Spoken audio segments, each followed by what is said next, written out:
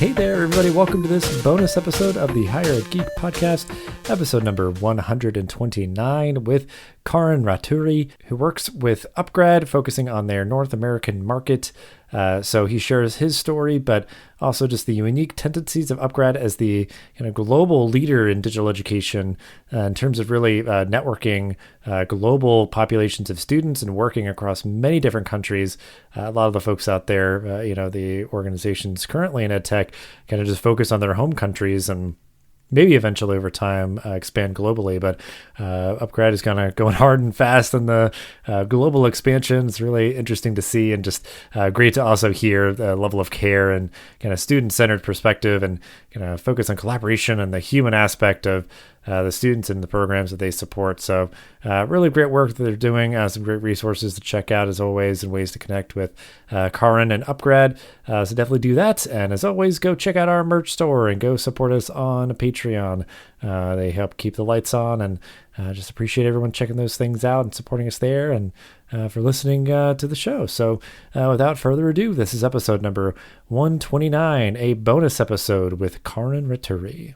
We are here finally. For me, it feels like a long time coming. I mean, we've had to reschedule back and forth a little bit, but also like I've been seeing upGrad in the news and kind of the ed tech world for a while now. So it feels like a really just great opportunity to learn more about the work that you and your team are doing and just talk more about digital education, which I'm always happy to do. So we will start out as we always do. If you want to introduce yourself and give a brief overview of your professional journey and how you got to be where you are today. I'm Karan Raturi. I am the general manager for upGrad in North America. So generally leading our expansion strategy in the North American market. Largely, we've been based in India. I'm happy to talk a little bit about my professional journey. Have my undergrad in biomedical engineering from Georgia Tech. Did nothing related to that. Went into the world of consulting and finance for a few years. Then headed off to business school at Wharton and got my MBA there. Likewise, after Wharton, didn't go into sort of the traditional MBA professions. Joined our family business in Atlanta, where I'm currently based. And ran that for a few years through exit. I largely led the corporate development team, and subsequent to that, I joined Wayfair to lead their sort of Canadian expansion strategy, specifically focused on supply chain and operations. And that's sort of where I really understood the e-commerce business, understanding the ways we efficiently acquire customers online, and how critical it is to sort of maintain that side of the business and manage it closely, as well as how important it is to deliver on a customer promise, which I think Wayfair does really, really well. And a slightly different world there because we're shipping large physical goods, whereas upGrad is an entirely digital product. But there's a surprising amount of overlap I find in some of the ways we think about customer acquisition. When I left Wayfair to join upGrad, I left as the head of business planning, and I came over to upGrad, like I said, to grow their North American footprint. And very excited to be here.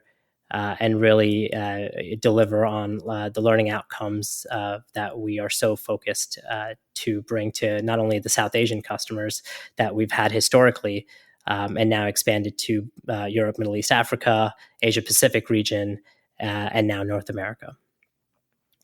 Yeah, I mean, I think that's what's been noteworthy to me is just seeing, I think, a really truly global sort of digital education organizations working with universities and everything versus often, wherever any other companies are based, they just kind of serve those kind of more local customers and everything, even though, even like, any country like America, or, it can be obviously quite large and diverse in its own right. But That's right. just been really impressed, I guess, with the kind of the global focus. So I guess just for everyone's sake, though, if you just want to take a moment to explain a bit about what upGrad does in kind of the greater higher ed space.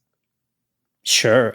Yeah. So, like you said, upGrad is a higher ed company. It's in fact South Asia's largest online higher education company. We specialize in certificate programs, executive programs, which are slightly longer. So, a certificate program might be 2 to 4 months. Our executive programs slightly longer, 6 to 9 months, as well as master's degrees. So, all three of those together really target a working professional.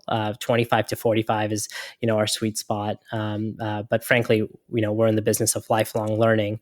And so we can continue to see folks younger and older joining our courses as the demands of their jobs or aspirations require them to invest in their education. So we are an online higher education company. We've recently become one of the world's largest master's programs. We've actually graduated 8,500 master's students in the last 9 months. And so certainly seeing scale in particularly the technology fields, but also in management. I'd say those are our two key domains where we really thrive. Programs like a master's in data science from Liverpool John Moores University is one of our top programs. Machine learning, artificial intelligence, and then our master's in management programs, our MBA programs. Like I said, I think we started 6 years ago in India. Headquarters remain in Mumbai. We saw that business grow first couple of years, really refining the product, but since then scaled substantially. And what we found, Dustin, was that we had revenue coming in from 85 odd countries without marketing outside of India. And I think that's largely attributed to sort of, word of mouth, folks having a really solid outcome, both from a learning outcome standpoint, but also career outcomes. And so, whether it's sort of Africa, Caribbean, South America, we started to see some of the trickle revenue coming there from what folks were reading online and what we were able to deliver for them as education has become more and more globally accessible, which is what we're really, really excited to continue to expand on. And in the North American market, it was actually our second largest international market after the Middle East. And what we wanted to do is appoint leaders in each of the regions we felt we wanted to really take control of and deliver more and more exceptional learning outcomes, which is why I mentioned Europe, Middle East, Africa being taken over by my colleague Saranjeet and Zubin Gandavia, another colleague of mine who's CEO of Asia Pacific. And myself in North America. So what we basically decided is, look, we're seeing organic business pop up in these markets. Let's nurture that. Let's harness that. Let's deliver localized learning outcomes and career outcomes, and go global. And this has been sort of in the last year. So that's been the evolution from 6 years ago to basically 2021. We have a small but growing footprint in the U.S. And if we talk about what differentiates us, right? There's a lot of online higher ed companies doing a variety of things. And I really want to emphasize where upGrad stands out. One is that there's an outcomes obsession. So we don't necessarily talk a lot about just the curriculum or just the university partners. We instead talk about what our learners are able to accomplish as they graduate. And that's really what we measure success by. We have a lot of technology built into the platform. So we collect over 150,000 data points as a learner goes through the learning process. We're able to use that data to refine our coursework for future batches, but also to kind of predict where this individual student might thrive in a professional environment. So if they're struggling with certain types of coursework, we know they might not be a fit for, say, something that's heavy in a specific type of coding language that we've seen them struggle with. So we'll actually recommend career services and job opportunities that are customized or specialized to that individual. And then lastly, I'd say we've really been, I'd say almost paranoid about offline versus online. And how do we recreate some of the shortcomings of offline or online by bringing an offline experience to online. And that's really a peer-to-peer learning experience. So we do a lot to gamify the peer-to-peer interaction so that learners are rewarded for answering questions or doubt resolution for other folks in the program. So we try to make it as collaborative an experience as possible, really bringing in elements of offline education to an online delivery model. Really fascinating stuff, because I think, like, for me, what was resonating with that is just like, it just feels very human centered, like the idea of, like, for career services or something that could just kind of be like, well, yeah, there's just kind of general tips about job searching, and here's just a job board that has like everything under the sun or whatever, but like, Right. taking points that can really contour that, customize it, tailor it to somebody. And then just like, I know, yeah, being in the space, like how crucial it is to know that like students are getting a good experience and would recommend it to others and that sort of thing. Which again, it's like, yeah, even in global digital, education, it still is, it comes down to just like, you're going to ask your friends and colleagues and, folks like, well, what do you think of this? Like, what are your reviews? Like, what are, That's right. what are your thoughts about this? So yeah, I mean, it's just so fascinating, because I think so many people think that digital education might be kind of impersonal or something, but it can be, deeply personal, kind of deeply human if you design it that way. That's right, and there's only one way to do that, and it's to be high touch, right? I think there's an element of the human experience that you can't replace using technology, and we don't shy away from that. We're not here to say that, like, we're doing everything asynchronous or no one's available via text or phone. We actually have an upGrad buddy system. That's why we have industry leading graduation rates. We make sure that if a student is facing challenges, and as you can imagine, in the last year, for example, in India, COVID's been a huge challenge. So bringing a humanness to the experience. If folks need to defer some coursework, restart, we're not a platform that is, it's a train and you're either on it or you're not. You're really interacting with faculty, with industry experts, and upGrad staff to make sure that our promise to you and what was sold to you is what you're experiencing along the way. If you give, for example, just a small example, if you give one of our live sessions and it gets an average rating of below 4.6, I think it is, we'll start to actually interact with that expert and talk about how to make it better. And so we set a high bar for delivery and what content we're surfacing and what the students are providing feedback with, and making sure we're continually getting better and better. So making sure that even though we're a high tech company, that we are also a high touch company. We've done that well in India, and it is absolutely top of mind for me to deliver a similar, if not better, set of offerings in the United States. Yeah, I mean, that's really great to hear. I kind of use that adage a lot, of sort of like high tech and high touch. Like, you put those two kind of forces together, and it's just some really powerful stuff. Like really really great outcomes and just a great experience. And and then that's like kind of not resting on your laurels either. Like you're kind of keeping an eye on things too, which is just great to hear. So I guess, you're kind of alluding to it, so I want to focus on a little bit more of just obviously like that expansion into the international side of your work of in digital education. You're based in India, but you've now, like you said, over the past year, started to reach out to a lot more markets and everything. So I guess just from your point of view, and you can just kind of speak to your own experience, but like, what have you seen as some of the successes and challenges that you've learned from this effort? Because obviously, again, like you'd probably have to market differently, or just kind of adjust to different cultural norms around education or something in all these different areas. So just, I'm curious, is anything that you might want to share about that? I mentioned the trickle of revenue that we saw that came in without marketing, and so it's very curious, right? The first thing you do when I was asked to join the firm and take over the U.S. business and the North American business is I had a bunch of calls with folks that chose to sign up with upGrad in the United States, while none of the delivery really was oriented towards them. It was really oriented towards an Indian and maybe some other parts of the global audience. And so I spoke with them and understood, what drove them to their decision. And what you learn is this outcomes focus that I was referencing earlier is what mattered to them. And as we've grown, in the U.S. in the last couple of months, it's been a short time frame, but as we've expanded outside the community that originally sort of supported us, which were largely the Indian diaspora living in the United States, we're finding that students are very open to the global brands we're bringing to the table. So our partnership with Liverpool John Moores University or IIIT Bangalore or some of the IITs, premier institutions globally and in Europe, in India, so on and so forth.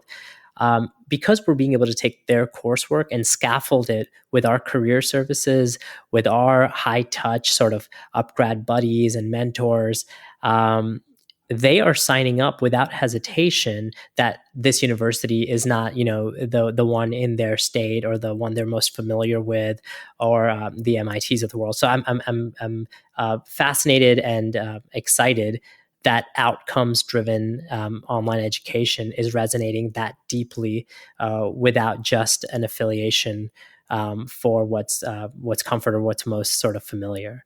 That's on the student side. On the university side, I'd like to just mention that we're being able to, open doors at universities, talk to them about democratizing their sort of or increasing access, I should say, to some of their flagship programs to qualified students all over the world. And they're excited by that. So when a university comes and partners with upGrad, what they're able to do with basically a single single partner is to reach students in 85 countries that can now learn from their faculty, enroll for them. And it's not just about, an additional revenue stream, but it's finding exceptional academically qualified students around the world that are interested in their education and their curriculum, and having them all on board simultaneously. And so we're creating these incredible global cohorts where folks from tens of different countries are interacting, solving problems together, all online, while being coached by faculty and industry experts from a third location. And I see that as an incredible impact that we're making without paying much attention to barriers and borders. Yeah, and I mean, I think it just there's the partners that you're working with and things that are just, I guess, being more liberal or kind of open minded with their sort of mission and idea of like accessibility, because a long distinguisher of like certain institutions is like their selectivity and everything, but it's like, well, I mean, do you want to just like serve the people in your town, or do you want to like kind of broaden the idea of what it means to be of service and help people and be able to have that broader impact? And it's just increasingly, I think more institutions obviously seem to be kind of waking up to that and kind of living out their values in that way of being able to reach people all across the world. So that's right, Dustin. And I would add that I don't think selectivity and access have to necessarily butt heads. I think there are strategies that institutions can develop that allow no sort of prestige erosion, for certain programs, certain schools, while their faculty and the actual knowledge base can still be shared globally. And I truly believe there's a collaborative model where that can coexist. Yeah, well, that's a very good point as well, because I think not telling somebody it's like, hey, you're wrong for like wanting to be a distinctive or something. It's like let's like evolve and sort of mature, or sort of embody whatever that value is. Like, where is that coming from? Let's like honor that and that's right. Sort of manifest it these digital spaces, because I mean, clearly there's obviously a lot of institutions that have students from all over the world that have to come to campus wherever they are, and the idea of, I'm sure it's easier for them to maybe kind of just click in to do the same kind of work but digitally. So that's right. I mean, there's certainly a spectrum there. If I just add a quick data point to that, if you look at the top sort of 3 reasons international students, and I'm the GM for North America, but I do want to make this point about international. The top 3 reasons international learners aren't able to attend higher ed institutions in the U.S. The top one is tuition. The second is visa and immigration concerns, and the third one is cost of living. right? So when you combine those three, that's about 3/4 of the reasons international students can't or won't attend higher ed institutions in the U.S. And if you think about a platform like upGrad, we're addressing that entire set of hurdles by bringing that on offline kind of experience through our products and services to a global audience. Just wanted to reemphasize that. Yeah, yeah, absolutely. Yeah. Well, I guess, just speaking about obviously the focus on international expansion for you all, but also last year was bringing a lot of disruptive change as well for institutions, for everybody. So anything that you can reflect on of, the disruptions of the past year and what that's taught you about kind of the digital education space? First and foremost, I think I'd say that the digital education infrastructure proved to be ready to save the day. I think I was surprised by the velocity um, at which we were able to transition online. I think we saw it in our professional lives with maybe Zoom and Google Meet. And I don't know if either of the one product and one entire company, so Google Meet being the product and Zoom being the entire company, realized or would ever expect such an influx of traffic on their platforms. But clearly they were ready and available. And I think the technology infrastructure also proved itself that it was largely in place to handle this transition. And all that we needed was sort of an impetus to make that transition. Obviously it was and is still in some parts of the world a pretty terrible situation. So certainly wouldn't put a positive light on it. But from an industry perspective, the COVID pandemic for ed tech was a moment of truth. And it posed the question: are we, ready to go deep in digital and virtual? I think it was a resounding yes from an infrastructure standpoint, and so it really brought the industry. It accelerated sort of the transition to online, and then I think it frankly expanded the addressable market size significantly. Because if you talk to students now, their consideration about being in class and the way they think about offline versus online has permanently transformed. Not for everyone, but for enough to where we can say that the market has permanently shifted, that online is now an embedded part of the experience, so much so that majority see the future as hybrid, if not significantly more online. So hybrid, I think, will be the future. There will be elements that will be irreplaceable, but I think a vast majority of the delivery can occur online. And for young professionals and working professionals in general, online is actually going to, I think, be the way forward. I think the other thing that the last year kind of shaped, to follow up sort of that point I just made, is that offline isn't the end all be all for education.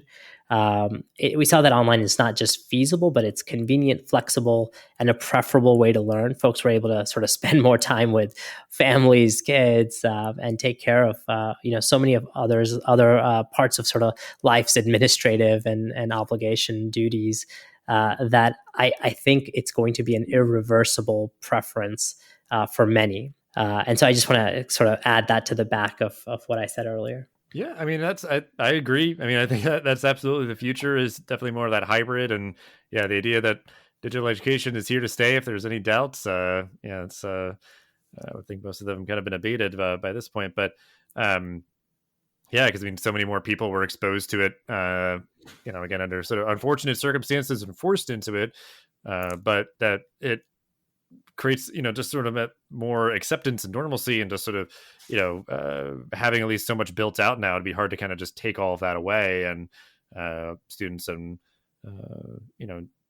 students will demand the courses, but certainly now I've been trying to keep an ear out and an eye out for just the fact that like staff and faculty are also going to be like, hey, well, it'd be great to be able to like work from home, a couple of days a week, or during like, holiday breaks. It's like, well, why do we have to be on campus? The students aren't here, like, they're just like, it's like, hey, right. we showed that we were able to do it before. So like, we should be able to do it more now, and yeah, just keep the business of these institutions running and being more flexible and hybrid and all those sort of things. So yeah, I mean, I just really like the ways that you put that. And yeah, I think the future is very bright, and we're seeing it too. I think so many more good examples of how to do it well, like how to do digital education well in terms of just course structure and delivery and support resources and engagement through like events and stuff. And it just excites me because I think there was definitely a lot a decent bit at least of kind of expertise and experience out there with this sort of stuff, but now it's just so much more prevalent. So I think it allows for a lot more creative ideas to do this work and for people to collaborate more and have that shared experience and kind of work together on that to just keep making it better. So yeah, couldn't agree more. Yeah. We always like to talk through like some resources to share, whether the things from your organization or just other stuff that's catching your attention, books, articles, podcasts, all that kind of good stuff. So anything that you would like to mention that we could put in the show notes? You mean besides the Higher Ed Geek podcast? Right. In addition, of course. Yeah. One thing I wanted to, I think we all, a lot of folks in the industry are reading a lot of similar things, whether it's Inside Higher Ed or EdSurge, and Hall and IQ, other resources that we all kind of follow. One thing that I've found that's been cool to dive into has been Clubhouse. And the two kind of groups that I follow there and tune in from time to time, one's called the EdTech Collective, the other is the EdTech Founders Club. And both, I think, have been very interesting resources as we hear about businesses scaling, the challenges they face, and really collaborating and talking through ideas on an interactive platform. So I'd certainly encourage folks to take a look there. There's a lot of different groups. These are just two that I've found interesting. They have sort of weekly or more frequent, interactions that you can kind of have live dynamic conversations within. So would certainly, suggest that. The other, for those who aren't, deeply on the business side of things, but are curious, is as some of these ed tech firms start to apply for public filings and start to sort of be traded. They release public financial statements.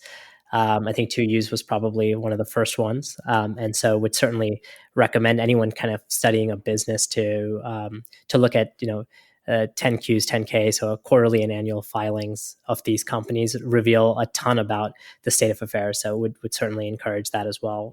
Just two thoughts around, different sources of information than the traditional, newsletters and such. Right.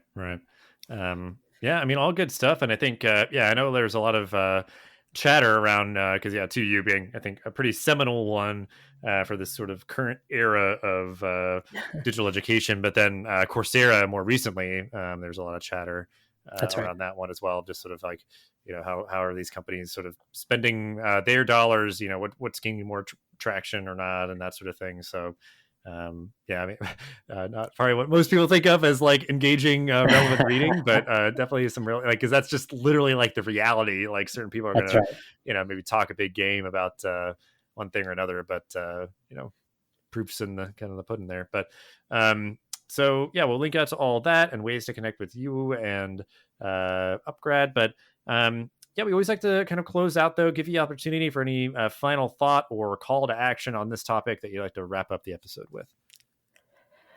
I'll plug upGrad. So, definitely check us out at upgrad.com. We're excited to be expanding quickly in the US. Some things top of mind for me that we're starting to look at is this idea of augmented reality and immersive education, really bringing global access to Western education. So I want to, have anyone listening to think about what that means for the future of universities, like you mentioned, some of the top names, and how do we balance selectivity and accessibility? And I'm thrilled by what I'm seeing in the marketplace as I speak with universities. And the thought of global cohorts. I think that's fascinating that you would take a course at an American university, and side by side with you are classmates and peers. You're working on a group project with someone from potentially 5 or 6 other countries, and I want to leave that as a thought, as an exciting kind of where things are headed, and how we can all sort of embrace that in our classrooms. Mm-hmm.